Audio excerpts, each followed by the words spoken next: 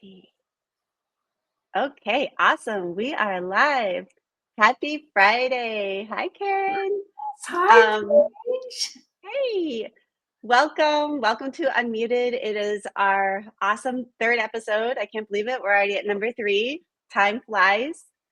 Um, if you're new here, Unmuted is a space for female leaders to really share about their experiences, their leadership learnings, things they have to share with other folks, their networks, things they've garnered over time. And so this is just really a space for folks who don't know others to learn about them.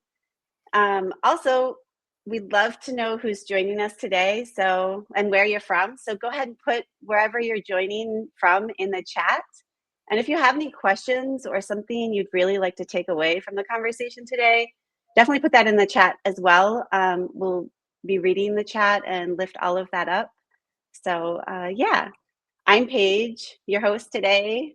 I'm also the founder and principal consultant of PH Capacity Builders. We are a social sector consulting and coaching firm. Very excited to welcome Karen Cappello today. I was so happy when you accepted the invitation, Karen. Karen and I've known each other for a few years. Karen, I know we met through Kathy and Brad Lambert. We did. Yeah, which, by the way, if you are in the social sector and you're looking for fundraising gurus, check out Kathy and Brad Lambert. They're on LinkedIn and they do amazing work. But they are good friends of ours. And I was visiting them in St. Louis, I remember, and she said, "You have to meet Karen Cappello." And I remember going, "Who's this person that I must meet?" And lo and behold, here we are 3 years and many, many, many learnings later. I will share that Karen has taught me so much. She has been a coach to me. She has been a mentor to me. Karen, thank you. She's not just helped me in my personal and professional growth, but also as an entrepreneur, just owning a business. She's been very instrumental in the things I've learned from her and just the things she's shared with me. So thank you so much, Karen. You're welcome. Yeah. Well, without further ado, I'll hand it over to you if you want to share a little bit about yourself with our viewers and listeners, and then we can dive into our questions. Great. Well, I am a master certified coach, which basically means I've been doing this a while, 20 something years. And before that, before I became a coach, which I work with a lot of small businesses and executives. I was an executive. I was president of a semiconductor manufacturing company. I was a estate and financial planner. I was a university professor. So I say I ruined my resume. So I had to come into coaching and bring everything all together, which actually does all of my experience. And I have just enjoyed kind of this, I don't know, third or fourth career of my life, which is coaching. And Paige, I know you have been trained as a coach, and it's just different than consulting. And I Yes. think way more powerful. Consulting is powerful, but coaching takes it to a whole nother level. So that's that's me, and that's what I do.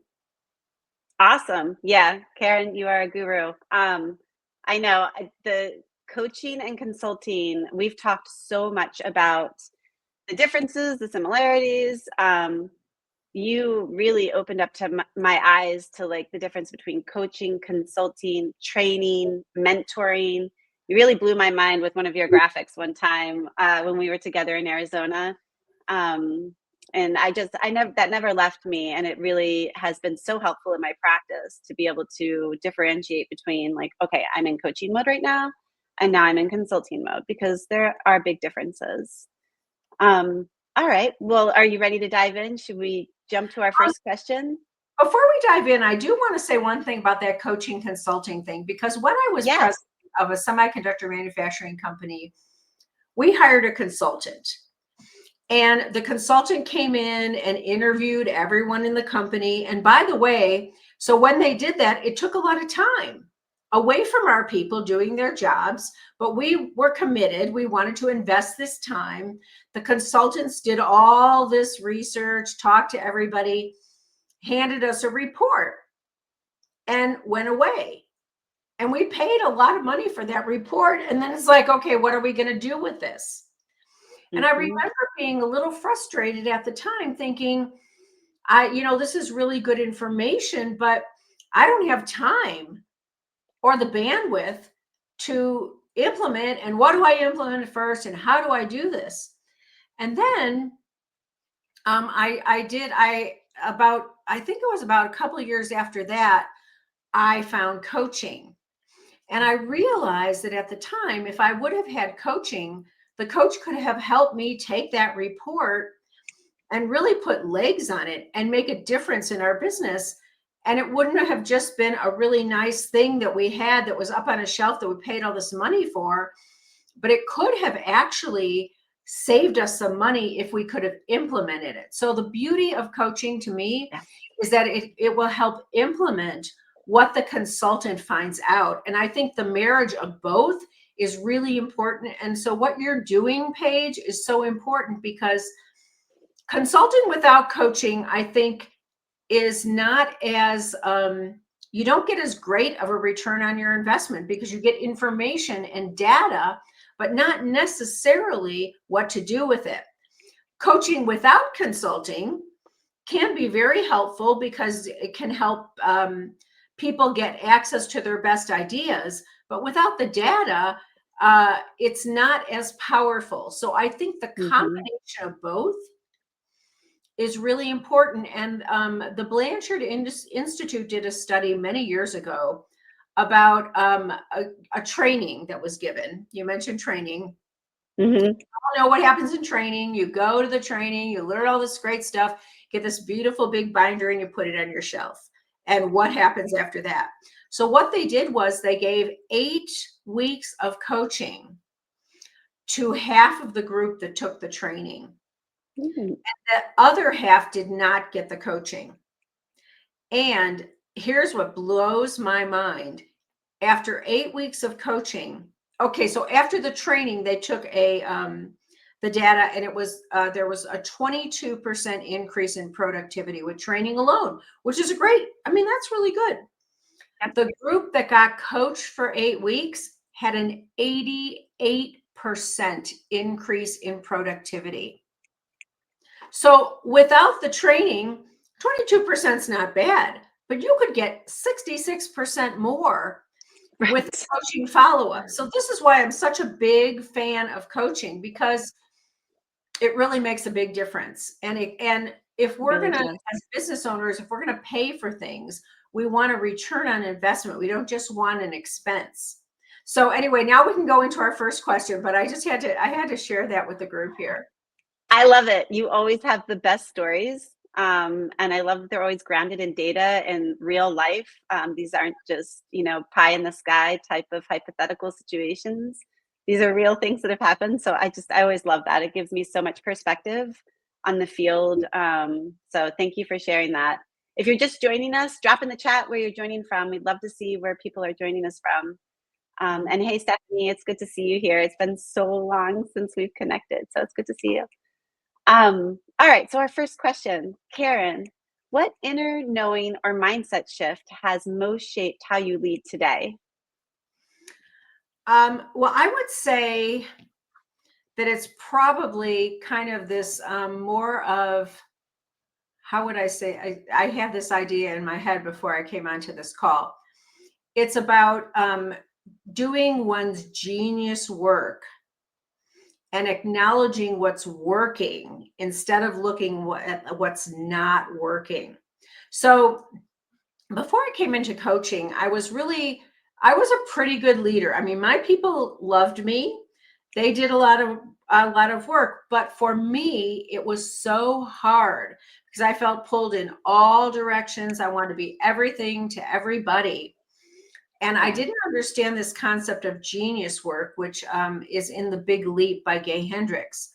And he says your genius work is the thing that you are good at, that you could do just like breathing. and delegate everything else out. So I was not doing that. So there was a lot on my shoulders. Um, my people, I remember I was teaching at the local college and I was also running the company. And they would say to people, look, if your teacher is actually your boss, you can get into another class because that might be a conflict of interest, or you might feel nervous about it. And all my people are like, no, we want to be in Karen's class. Okay. So I would say I was a pretty good leader, but it took a big toll on me because I was doing too many things and I wasn't looking at my own self-care. And I was pulled in so many different directions. So one of the things I learned was to do my genius work and delegate other things out. And what happened was, then I could be a great leader and other people would really call me that, but I was also strong. I wasn't waking up in the middle of the night. I wasn't like messing up my own self-care. And I was giving other people a chance to do their genius work, because if I'm doing stuff that isn't really in my zone of genius, I'm not going to be that good at it. I mean, I might be good enough. I might be like a B, maybe even a B plus, but I'll never be an A because it wasn't what I was meant to do. So this idea of knowing your genius work and really doing only that as much as you can, I think has been a big mindset shift in my own leadership. Mhm. Yeah, absolutely. I love that. You've definitely shared a lot of that with me and given me so much inspiration and insight for me to lean into my own genius work. And I can tell you it has been incredibly helpful. What advice would you give a leader who says, that's great, but I don't really have a team I can delegate to? I would say get a team. I mean, I have one client right now who's not a coach, but a business leader. And he was realizing he was doing way too many things. So he went to Upwork. There's a lot of places where you can just get people on a 1099 on a project basis to just come in and do these little projects. And so he started giving away some of the things that were really draining him. Mhm. And he was able to hire people for maybe 5 hours a week or something to do Uh-huh. those things because they were working from home, or that was their genius work. And he's now, his business is thriving because he has more time to devote to the things that are really going to move the needle, rather than doing things that aren't going to but have to get done. And I know a lot of leaders, if you're familiar with the DISC Mhm. assessment, a lot of leaders are the D's or I's, the visionaries, the influencers. And a lot of them are not the S's or the C's, which is get stuff done, or like, I mean, for me, accounting is just like, a Yeah. nightmare. Yeah. Every minute I do in accounting feels like it's like 5 years, and every Yeah. I do in leadership feels like it's 2 seconds, right? So these are the things I think. Just start looking at the things that drain your energy the most, that are farthest from your zone of genius, Mhm. and start hiring others to do this. I Mhm. mean, the leader I was talking about said, it costs $25 an hour in his market to get somebody to do admin. And if he gets Mhm. somebody to do 4 hours of admin, that costs him $100. And it's Right. like so much less draining. And until you can hire like somebody full time, just get some part-time people. You can get remote workers, and really look at what this is doing to your business. Because to me, when I'm drained in my business, when I cannot get out and do the things that I love to do, I don't make money. Things Mhm. start moving down. But if I give that $100 and give away those 4 hours of whatever accounting, or what accounting is fine now because we have QuickBooks, but whatever that is, per week, if I can give myself those hours, and all of a sudden, like, I can take 90 minutes for a massage, and I can take the other part of it and do things for my business because I'm glowing now. I'm happy. I'm in my element. I'm in my Mhm. genius work. Then I would say delegate. Find people Yeah. who can help you. Yeah, the ripple effect is real. Hmm. Okay, our second question. Yes. What risk changed everything for you and what gave you the courage to take it? Well, okay, so I took a risk when I was this is going to go back to a tragedy in my life. Okay, so I'm very positive, but I want to say this. When I was 27, I was working at the university, and my brother was working for our family business, and he was killed in a car accident. Mm, He was less than a year younger than me. okay. So my parents had to move. Our business was in Arizona, but they were kind of semi-retired in Chicago. I was in the Midwest. So when Richard passed away, my dad had to move back to run the business because my brother had been running it. And I said to him, I'm the oldest daughter, and I said, do you need some help?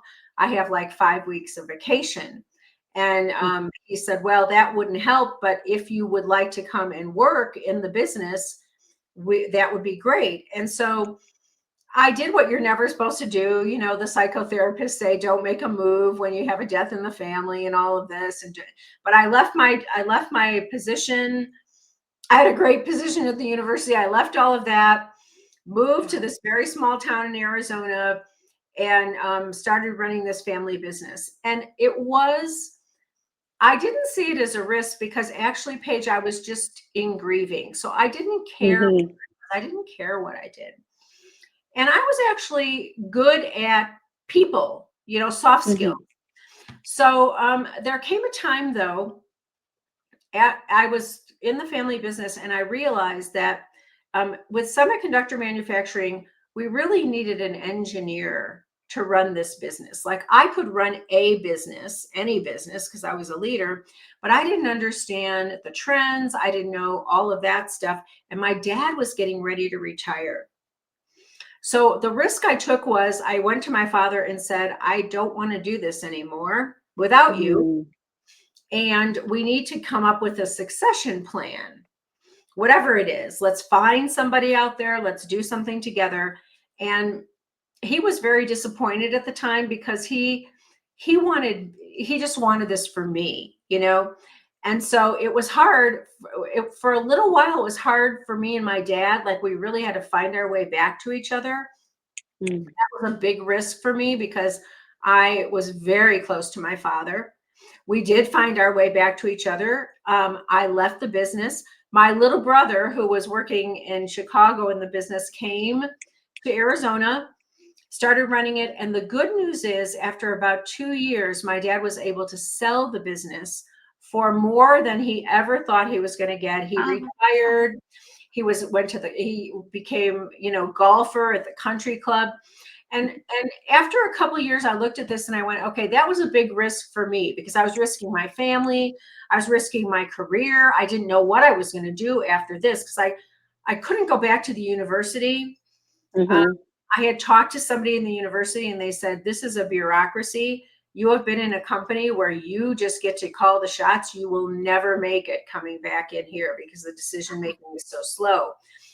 So the risk was, what was I going to do with the rest of my life?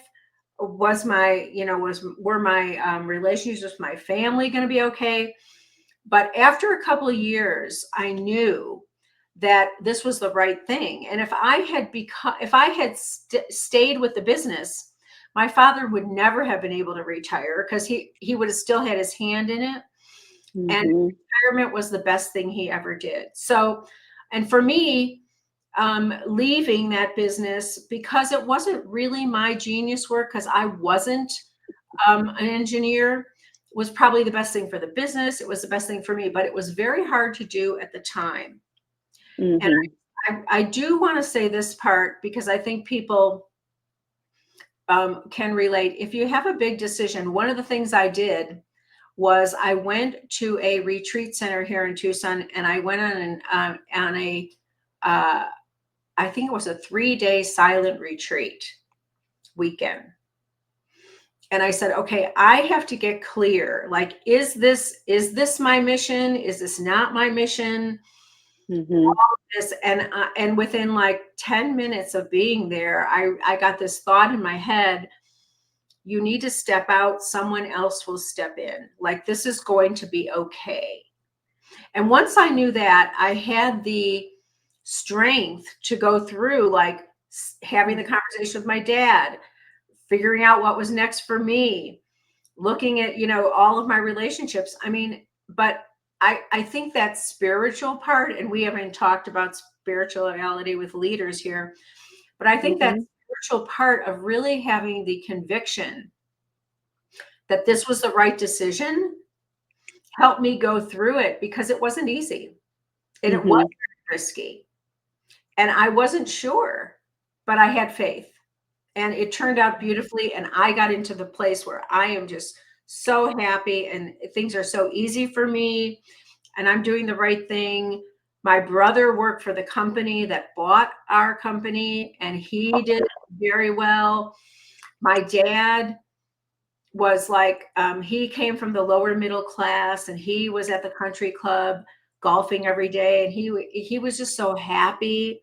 So it really worked out. But um, it took it was a risk. Absolutely. I love how you connected that back to your genius work, and that along with other things helped you in that decision making, really saying like, this is not where I thrive. This is not the space that I want to be in, or where my genius space is. I think it's also really great that the self-care part, like giving yourself the space and time to think and reflect, which I feel like in today's really busy world, we talk a lot about it, but we don't actually do it.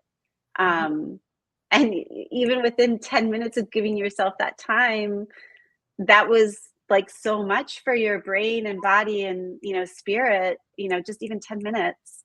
I think that's super powerful. Mhm. Um, yeah, thank you for sharing that story also. Yeah, I don't think Um, you ever heard that story from I me. had not. I know that you are the oldest of many Mhm. children. I do know that. But I didn't know that story. All right, our last question. Yes. What's one leadership rule that you've had to unlearn, or that you've chosen to unlearn? You know, that's a hard question. But I think it's something like, maybe it is the buck stops here. Mm, Because really, as a leader, even when I think back to my time at the company as president, I always felt like everything was on my shoulders. And I think in terms of accountability, that's true. If I'm the president and I make a decision, then I've got to be held accountable for that decision. And that's true. But there's another part of this is like, other people can help. I can get support. Like we were talking about earlier, you could get for $25 an hour, you might get some support. right. So I think it's this idea of really asking other people to do their genius work, understanding that we're all in this together and that it's not just everything's on my shoulders. Because you're right, I was the oldest of 3 kids at 2 years and 2 months, and I was the oldest of 6 kids at 10. So I always assumed responsibility for me and everyone else that was in the room. I mean, Mhm. that's just kind of how it went. So I had to kind of unlearn that and say, everyone has something to give. And this whole idea of like, even me stepping out of the company, there was somebody else that could step in that was their Mhm. genius work. So in a way, I was like taking somebody's space if I'm doing work that's not my genius work, and allowing them to do those things. So I think it's that, is just really allowing other people to support me, not being such a lone ranger, really asking for help, like all of those things. I had to unlearn that that kind of mentality. I never was a like command and control type of a person. I mean, I always was very excited about other people and what they could give, and teams and things. But I always, there was something in me that didn't trust that I could just really Mhm. give everything away to somebody if I needed to. And so now, I'm in my own little business. It's much smaller, and I have a team, and I have my people that are on my team. They're all there. I mean, they're there for me. They have their own things that they do, and I pretty much stay hands off of it. And I try to Mhm. do only my genius work. Now, I am pretty talented, like a lot of people, and I can do a lot of other stuff, even though I'm not supposed to be doing it. So I'll pick once in a while. But It's that's, hard. I'm unlearning that every single day, of like, okay, even though you can do this is Yeah. not what you should be doing. This is not really where your best contribution will come in. So it's something I learn every day. Yeah, I love that. I love that. It's like something you learn every day. It's something, you're always working on. Mhm. Um, it is hard to delegate. I think people really struggle with that.